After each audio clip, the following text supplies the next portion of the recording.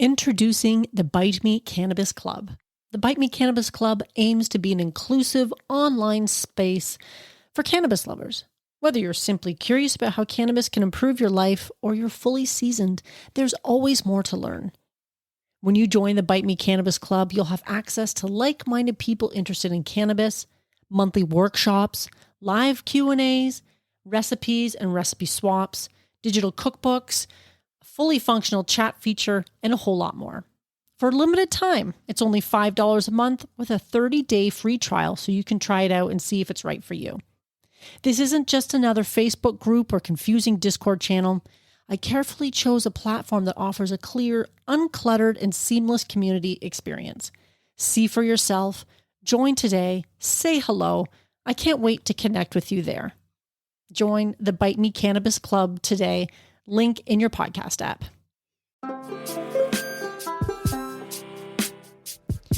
In this episode, we're doing a classic baked apple crisp. Welcome to Bite Me, the show about edibles where I help you take control of your high life. I am your host, Marge, and I'm very thankful that you're here today listening along.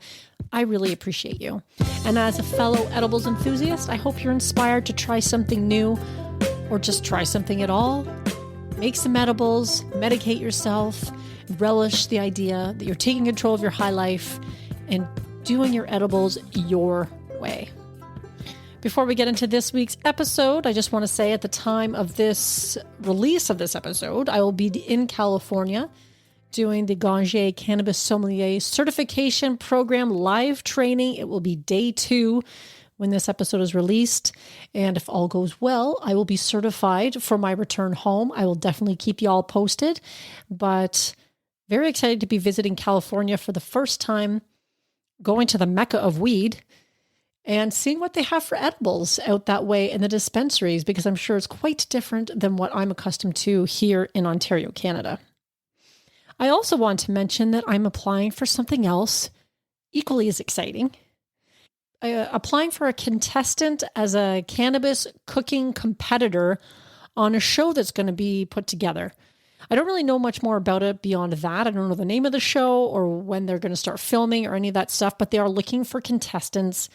And these contestants should be people who enjoy making edibles, but are not professional chefs. And well, hello, if that's not me, I don't know what is. I'm definitely not a professional chef. And I've learned lots from the professional chefs that I've spoken to for this show and outside of this show. Like you, I'm an avid cook and I enjoy spending time in the kitchen, especially when it's on my own terms and making what I want to make. And I think it would be a really fun and exciting opportunity. There is the opportunity also to have a cooking assistant, and my daughter who runs the vegan restaurant that she bought a couple of years ago has volunteered to be my assistant should I make it into this cooking competition. I think the show is based out of the United States, but they are going to be doing some filming in Toronto, and I'm not that far. I'm pretty close to Toronto, actually. It's an hour and a half drive, which isn't too far. And so if it actually comes to fruition and I'm chosen to be a contestant, then it's actually very doable. It's not a paid gig, which is kind of unfortunate, but of course, the things that I could learn because you would be working with professional chefs would be incredible. So keep your fingers crossed for me. I'll keep you posted on that. You know, it's a huge long shot, of course. I'm sure they're getting a ton of extremely qualified, suitable people who are submitting applications, but I feel like I have a pretty good shot. So once I know more about that, even if I don't make it to the show, I'll certainly let you all know what the name of the show is going to be, because I would be very interested to see this kind of cooking competition. And there has been other shows. What were some of the ones they've had on Netflix? I watched a few. I can't remember. I'm drawing a total blank. I think one was Cooked with Cannabis, and that was actually pretty well done. I really enjoyed the format of that show. I watched numerous episodes of that one. I'm not even really into reality shows too much, but that was a great one. And then there was another one that came out before that. And of course, I'm drawing a blank on that one too. If I can find them, I'll put them in the show notes, because fun episodes, professional chefs competing, making beautiful edibles for guests. And yeah. Now, the classic baked apple crisp. One of the reasons I wanted to do this one is because it's apple season. We're into November, it's fall, and I love a crisp, crunchy fall apple. And I usually just go pick them up at the grocery store or at the farmer's market if I make it down to the market. I'm not really one to do the pick your own because I only ever see memes online that are like nothing like spending a Saturday afternoon picking your own apples for $40 a bag or some kind of joke like that. But certainly don't have that kind of budget for apples. But you do end up with a lot of them sometimes if you're buying them. You're buying a big bag at the market and you're like, what shall I do with them all? Well, a baked apple crisp. I forgot how easy they were to make. I haven't made one in quite a long time.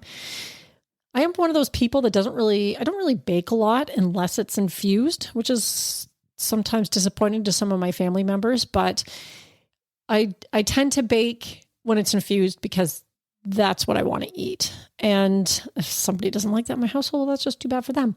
But the baked apple crisp, I forgot how simple they are to make. And this particular recipe is brought to you by Betty Crocker. And I'm pretty sure if Betty Crocker had any idea what I was about to do to this recipe, she might roll over in her grave. Were she a real person? I don't know if she is or not. But I chose this one because it was pretty simple. And of course, things are starting to ramp up and people are getting busy. So simple is good. And essentially, all you're doing for this type of dish, I'm sure many of you have made these types of desserts before, but you're taking 4 medium tart cooking apples. And in my particular instance, I used 4 medium apples because I just used whatever I happen to have in my fridge. They were not cooking apples. I think they were probably not that tart. Actually, they weren't tart at all. They were Honeycrisp. That's one of my favorite varieties. And those ones tend to be pretty sweet and crunchy. So not particularly tart, but you know what? Who cares? It worked out fine anyway. Just use whatever apples you have on hand. If you happen to have cooking apples, wonderful. If not, I'm not sure it's going to make a huge difference at the end of the day. So you're chopping those up, you're putting them in a greased pan, and then you're just making the topping. And that's the beauty of this thing. You usually have everything you need on hand. As long as you have those apples in your fridge or wherever you keep them, you should have everything you need because, let me see, I'm looking at the Betty Crocker's recipe right here. You need brown sugar, flour, quick cooking or old-fashioned oats, butter, which again, if you've been listening to this show for any length of time, you know I probably used coconut oil, which I did because I didn't have any infused butter on hand. I had infused coconut oil, a little bit of cinnamon, a little bit of nutmeg, and it said cream or ice cream if desired. Well, I did desire that, but I didn't have it, so I had to leave that off. But of course, you don't need that to actually make it. It's just nice to have that little spoonful of ice cream to put on afterwards. And you know what you could do is you could put a little scoop of infused ice cream on it. I'll link to that episode in the show notes because, wow, that could be good. I didn't even think about that until right now. I'm making a note. And I'll also link into the show notes. This is also coming off the top of my head right now. Crispy apple chips. That was another fun snack-like recipe that you can make. I did before. And if you have a lot of apples on hand, that's another nice way to use apples for something tasty that doesn't take that long. That was a pretty quick recipe too, if I recall. So I'll link to those in the show notes. But that's all you need for this recipe. And most people are going to have all that stuff in their cupboard on hand, ready to go. Except me, of course. I got going in the kitchen, preparing all my stuff. I was listening to music and bopping around in the kitchen, and I was probably cooking something else at the same time, but I had all my apples chopped and I put them in the pan, and then I started into the prepared dish, and then I started to get out all the ingredients for the topping. And I couldn't find the quick cooking oats or the old fashioned oats. And I'm like, I know I have them. I must have them because I bake a lot and I've made all kinds of things. I used to eat oatmeal like almost every single morning, steel cut oats typically, actually, but this was going back a few years now, but I used to eat it every single day. I loved oatmeal in the mornings. It's kind of funny how you can look back at certain periods of your life and remember a certain time based on the routines that you had, like porridge in the morning or bulletproof coffee, which I did later. But in any case, I was certain I had it. And lo and behold, I found a container that was labeled old-fashioned oat flour. I'd written flour on it, and it had a little bit of ground up oat flour. So it dawned on me that I used up the last of my quick cooking oats to make flour for probably a different recipe. And I actually didn't have any on hand. I'm like, shit, I've already got all this stuff together. The oven's preheating. The apples are already chopped up in the pan. And of course, you can't leave them because they'll get kind of gross, even if you put like the lemon juice on them or whatever. And I had all the other ingredients ready to go, and I couldn't find this fucking rolled oats. I didn't have any, and I wasn't about to go out to the store because I can't remember at the time, but I just wasn't a reality.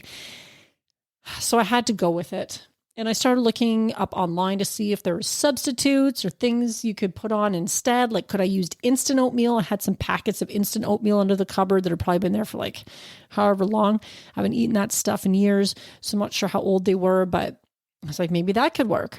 But nothing seemed very clear that I was finding online, and I just wasn't sure. I texted my sister, like, what do I do? These are instances where I probably have called up my mom, where she's still with us, and asked her, even though she'd probably be guessing, because I know sometimes when my kids ask me stuff, I'm like, I don't know, but they're looking to you for answers, so you make some shit up. If they're listening to this, just ignore that comment. But what I ended up doing was going with Red River hot cereal. The original Red River hot cereal. And when I was doing some of my oatmeal phase, sometimes I'd mix up these steel cut oats with a little Red River. And Red River, for those of you who are wondering, I don't know how widely available it is because I've probably had this box in the cupboard for quite a while as well too.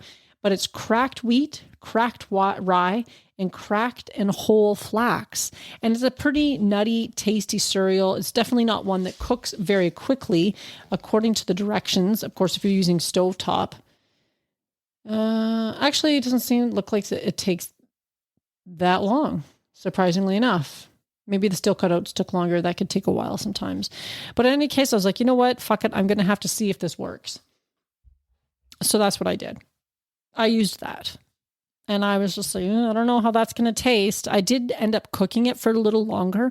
It suggested cooking it for 30 minutes until the topping is golden brown and the apples are tender when pierced with a fork. But it wasn't the Red River cereal is a darker cereal. Rolled oats tend to be pretty light in color. So when they start to get browned, it seems like it's pretty obvious. And this, I put it back in the oven a few times, actually, only for a few minutes at a time to just keep a close eye on it. And then I took it out, I let it cool, and then I put it in the fridge, and then I forgot about it for a day. And I pulled it out. I was like, oh shit. Here we go. Here's the real test. Does it taste any good? Did I fuck it up? A whole batch? I really hate doing that because sometimes you can salvage it. But in a case like this, you probably can't, which means tossing the whole thing away. And I hate wasting food. It's like a waste not, want not thing. And of course, you're wasting some of your precious infused butter or whatever it is that you're using. And that means you have to make more. I probably have more in the cupboard. So I tasted it and it was great. It was a little nuttier perhaps and crunchier than it might have been with a rolled oat on the top, but it was definitely tasty and it was still good. So I'll be having some, I'll be having some for dinner tonight for sure. Would I recommend you do that? Not necessarily. And I'm not too sure how many people are going to have Red River cereals kicking around in some cupboard. So if you have the rolled oats, definitely go that way. You can do quick cooking or old fashioned oats. But by that same idea, perhaps you could do a steel cut oat if that's all you happen to have. You're experimenting there though. You're getting into uncharted territory, just like I was when I went with the original Red River hot cereal. I swear this episode should probably be sponsored by Red River hot cereal. How many more times can I say that? I got the idea or the impression that this cereal, I'd have to look it up. I'll link to it in the show notes because I feel like it's like maybe a Canadian thing. I'm not really sure what the story is behind this stuff or why I even started buying it unless it was something that my mom used to have. And I don't even really know, but it came through in a pinch. And that just goes to show that sometimes if you are in the middle of something, there are often substitutes if you happen to be lacking an ingredient. Not always. Occasionally, if you're out of like essentials, something calls for salt or you need that baking powder or what have you when you're baking, the science and chemistry suggests that those are pretty necessary ingredients and you're not going to find substitutes. But a lot of the times you can find substitutes. So don't be afraid to just try something if you need to. I do it all the time. And I used to never do that. I am somebody who follows a lot of recipes. Maybe it's just lack of imagination in the kitchen. I'm not really sure, but I do love a good cookbook and a good recipe. But I guess I used to be very stringent with those in the past. And over time, as I've gotten more comfortable in the kitchen, I have become way more comfortable with the idea of substitutions, because substitutions are your friends.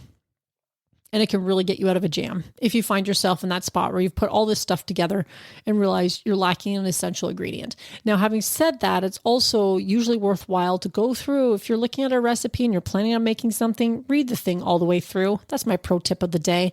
How many times have I glanced through a recipe, or you skim it real lightly and then you go to make it and you're like, I don't have that essential ingredient that I need to make this thing, and there is no substitute.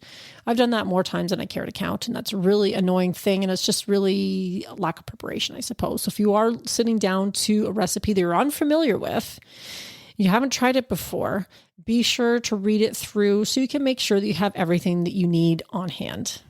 Marge's pro tip of the day. So that's it. It's an apple crisp. It's a crowd favorite. You can make a whole dish of it and enjoy it. You can add ice cream or cream to it to make it even more delectable. And of course, infused, it's even better. What nicer way to finish off a dinner with a nice infused apple crisp. And this thing doesn't take that long to put together. I mean, it said prep time was 20 minutes. I'm not sure I totally agree with that statement, Betty Crocker. I found it was probably fast. Actually, I digress. Actually, that's not totally true. It probably was 20 minutes because I spent so much time fucking around trying to find a substitute for the quick cooking oats that I didn't have. If I had them on hand, or I'd already read the thing through and planned on my substitution, it probably would have taken less time than that. I feel like 20 minutes is very generous. Or as for somebody who is distracted by perhaps young kids in the kitchen or phone calls, or you're doing 10 things at once, then maybe. But hands-on time was probably more like 10 minutes, maybe. I mean, it doesn't take long to cut up some apples, and you don't have to peel them. You just slice them. And the rest of the stuff was pretty basic, as I mentioned. So this is more like a 10-minute hands-on time, and then you've got 30 minutes in the oven, give or take. So crowd favorite, use up some of those tasty apples. It's delicious. You can't go wrong. Baked apple crisp. Thank you, Betty Crocker, for providing this recipe that's going to allow us to infuse it and get fucked up. So I hope you give this one a shot. If you have ever tried any interesting substitutions that have worked out well for you or haven't worked out well for you, let me know. I'd love to hear it because I always enjoy people's humorous stories. You can email me at bitemepodcast@fastmail.com, or as always, leave me a voice message because I love to hear your voices too. And that's it for this week, my friends. Enjoy this apple crisp. Enjoy whatever tasty edibles you're making. And as always, stay high. Crocker's best apple crisp. No. And I don't like any of that. No. Are you tired of trying edibles that are inconsistent in strength and flavor? Attempting to figure out your tolerance? Do you want to take control of your edibles experience and find the optimum combination of factors that results in the best outcome? If so, this edibles journal is perfect for you. The Bite Me Edibles Journal provides a convenient and organized way for you to track and record your edibles experience, whether it's homemade edibles or store-bought. It includes 48 fillable pages. It's sized 8.5 by 11 for plenty of writing space, includes information on calculating the potency of homemade edibles, and it was created by an edibles expert. Whether you're a seasoned edibles enthusiast or just starting out on your cannabis journey, the Bite Me Edibles Journal is an essential tool for anyone interested in enjoying their edibles to the fullest. Take control of your high life with this convenient and helpful resource. Add it to your Amazon cart today. Tap the link in the show notes.